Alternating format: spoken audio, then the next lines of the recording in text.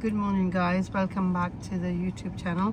Today we are going over the top 10 practical test faults that people actually fail. Do you know any of them? I think, hi Karen, how are you? I'm Sorry, good, I'm yeah. a student here, we're going over these faults. So, how's the driving going at the moment? It's okay so far. Okay, so do you know the most common 10 most common reasons for failing the practical test and how to avoid them? Not everything. Okay, so let's start with the number one, observation at junctions. What does that mean? Like, why do you think people fail? I think when we were doing some practice earlier, and I said to you that is a serious when you came out of a junction. Yeah. Was it you? Then we said we're going to look. How many times do you look at the junctions? It's supposed to For be example, 3. T junction we're talking about. So you look right, Yeah. You For the look car? right and left. left for the For the car, cyclist. and then right again for the cyclist. But because it's empty, sometimes people think I've looked, scanned, there's nothing there. So we must still look 3 times, okay? So, well, you can say practice eye scanning instead of fixing your eyes directly in front of you. Keep looking all around you and in your mirrors. Take particular care to look for other road users who have the right of way over you at junctions, so you can wait for a safe gap to pull out. So if you are going to, if you see somebody coming and you feel like it's really far, right? Do you feel like it's okay to go? Sometimes you guys do, don't you? Yeah. You see, oh, that's far. Let me just go. And what happens? You get caught up and it Because causes accident. because by the time you come out, straighten up the wheel and try to put the gas. The person who seemed really far, they put their foot down because they were already coming. So, and that's why you got failed, because you didn't, maybe you didn't pick up speed quick enough. You should put your foot down and make sure they don't come closer to you. So if you see in the middle mirror and they're coming down really fast, check your speed, look at the front. If you're safe, get going. Put your foot down too. Okay. Number 2, mirrors change direction. Again, fix it. Eye scanning can help with this too. You need 360 awareness of what's going on around you, especially before changing directions. Always look in the mirrors and check your blind spots before making any direction change. That means, like, again, same thing happens. People check in mirrors, one mirror, and then signal, then they check left or right, which is wrong. So what do you do usually? What do you try to do? If you change mirrors, you look at all the mirrors, like. Say if you're going, for example, you're turning right at the roundabout. What mirrors are you supposed to check? So you need to check your right mirror. First, which one? And the right, the middle mirror and the right mirror. And then you signal. And then you signal. Okay, but what I've noticed in my training, when I'm training people, I'm doing an assessment before they go in the test. We do mock tests. And what I've noticed, when I am giving them independent driving and I say, okay, let's just do 10 minutes independent drive or 20 minutes independent drive. Now they're doing mirrors. They just look in one mirror, maybe right one, then signal, then middle mirror, then they look at the mirror. But really, the concept is check your middle mirror to see who's behind. Check right mirror who's so close to you, and then you can signal if it's safe. If somebody is very close, don't signal. Because a lot of people say, well, I wasn't going to move over, but you're not going to move over, but you're confusing the driver on the right side already. So don't do that. Imagine you are in the right lane and a learner or anybody signals, you will, well, how are you going to feel? That I have to give them way because they're signaling, isn't it? So it's better to, unless it was very late, I still will feel like I wouldn't put too much pressure on the car already on my right or left. So do check your mirrors, because that will be a serious in your driving test if you didn't check mirrors properly. Even if there's no one there, the examiner thinks there can be somebody there. Okay. Number 3, poor control steering. What does that mean? You don't have proper control. Yeah, so when your car is slanting to the left, sometimes to the right, going to the line, straddling over, especially on country roads, especially where there's no markings in the middle, keep to the left. Yeah. On the bends, people going in the middle more on the line. So what does they say? How can you fix it? To have a strong chance of passing the practical, steering the car should be second nature. If it's not, keep practicing.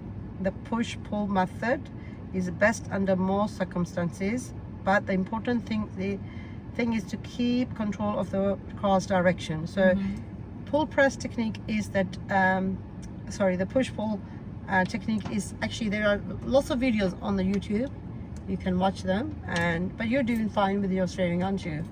So some people are crossing their arms or driving with one hand, which is not really allowed unless you are using ancillary controls. Like for example, if they ask you how to put the window up and down, so you should be able to drive with one hand, have a good control. And the instructors should introduce show me, tell me questions. For example, show me how you put the window up and down. So they should practice enough that when in the exam, the examiner asks you guys, you are able to demonstrate that. And but if the instructor leaves it so late, it's too much pressure on the learner, and they can mess you up. So that's why they're saying people have failed basically. What's number 4? Turning right at junctions. Okay, some new drivers hate turning right at junctions because of the traffic, isn't it? From the right, left, right, yeah? How many times do you have to look T junctions when you're turning right? Quite a lot of time. Is it 3 or 4 times? At least 3. Yeah, I would check 4 times just because I'm going right, for example. I looked right, it was look okay. I looked left. Now I'm about to go, I looked right, but when I was about to turn, I looked left and there was a car coming, or motorcyclist coming very fast. So it depends on the junction. If it's a very tight junction, there's lots of hazards, obstruction, takes your time. So it says don't get anxious. Okay, sorry, let's go back to it. So some new drivers hate turning right at the junctions, but it's nothing you can't handle. Don't get anxious, just remember your mirror signal position, speed and look routine, MSPSL. Be cautious in judging the speed of oncoming traffic and make the turn once you are sure it is completely safe. So if it's not safe, take your time. Okay. Number 5.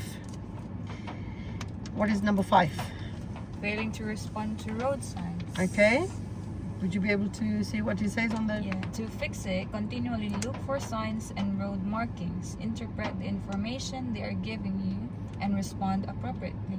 Don't let your theory knowledge slip between your theory and practical test. Your theory you know how is still important. Okay, so what I've noticed for responding to road signs, road markings, board signs, that people have done theory. Okay, so we are now doing practical learning driving, but they don't understand signs because they're not looking out. So whenever you're driving, guys, you must look out the road marking. It's very important. If you don't understand, talk to your instructor. Okay, what is number 6? Sloppy reverse parking. Yes, so that's for automatic, and it could be for manual car too. Okay, next, what does it say? Fix. How do you fix this? Reverse parking requires accuracy and control, not speed. So slower you are better. Okay. Don't get flustered, take your time and get in plenty of practice. Remember to keep checking around you for cars and pedestrians so you can reverse park safely. Even, okay, so sometime in Milton Keynes, the examiner can ask you to park, do your reverse bay parking exercise in the test center.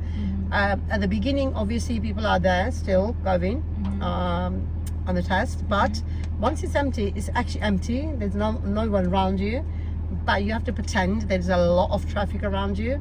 So what happens now, why people fail on observation? Because they are just thinking about, I need to get into the box in the mirrors.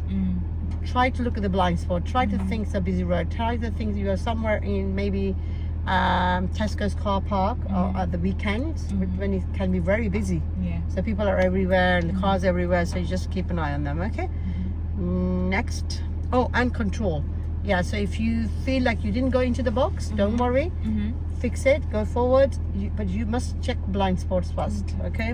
Whether you put in a reverse or drive or changing gears to first or reverse, make sure look around first. Okay, number 7. Failing to move off safely. Fix it by going by the book each and every time. Remember mirror signal maneuver or MSM. That way you won't pull away until it's safe to do so, and you will have shown your intentions to other road users. Observation and good judgment are key. Definitely. For moving off, again, a lot of people fail because they didn't do blind spot check again, and there could be somebody coming from the right side of the opposite junction or maybe driveways.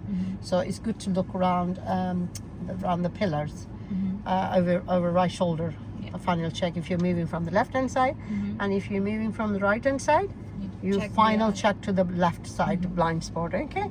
Number 8. Poor positioning in normal driving. So stay within your lane unless you are changing lanes or pulling out to overtake. Don't let the car wander towards the lane markings. When overtaking cyclists, always leave at least 1.5 meters of space. Yeah, like you would if you were taking a car, basically. So make sure you leave enough space in case they swerve. And positioning, yes, I've seen again normal driving, people are wandering off towards the lines to the right instead of staying in the center to the left. Unless there's a pothole there, park car there, of course you're gonna have go over the line, no problem. But sometimes there's a cars there or pothole there, people are trying to squeeze through and staying inside the line. No, you can go over the line then. Give enough clearance as long as there was no one coming from the front, because it's their right of way. Okay, and can't straddle over the lines unless there's again good reason. There's a car that's straddling over to your side, then you'll have to move over to the bit more to the right side or left side, whichever. Okay, number 9. Failing to move off under control. So clutch and throttle control should be second nature by the time of your practical test. Practice pulling away smoothly while accelerating to a safe and legal speed. You must keep the car under control. So this is they're talking about moving off on a in a manual car. So a lot of people don't have clutch control. Good clutch control is very important when you are test under. Try practicing lots of hills, up hills, and parking behind a car and moving off, because that's what the one people find it harder. In automatic cars, you don't have anything, you just in drive, so get going. You don't want to over rev when you're moving off, but try to be at a reasonable speed. And finally, number 10, responding to traffic lights. So look ahead to spot traffic lights and prepare to slow down and stop if necessary. Watch the lights as you wait for them to change color. Get ready when the lights turn red and amber, but don't move until they are green. Yeah, and if it's green and you can't go, sometimes it's very busy, or for any reason, then don't go yet. Always look ahead, the car in front has moved. Traffic lights, very important as well. Practice them. Practice makes perfect. Scanning, eye scanning will help you guys. That if it's green, if it was green, it could change back to red, amber red. Or if it was red and you're coming, it could change to green, so be ready to go quickly if it's safe to do so. I'll add a little bit more to meeting traffic. A lot of people fail meeting traffic because of misjudgment or not anticipating what's coming up. So forward planning is very important. Okay, do you have any question? I think so. Do you know that there's 27 areas they will be checking you guys? So we'll go over 27 areas next time. Okay, so we're going to drive on now and practice these areas. So we'll see you in the next video. Bye bye.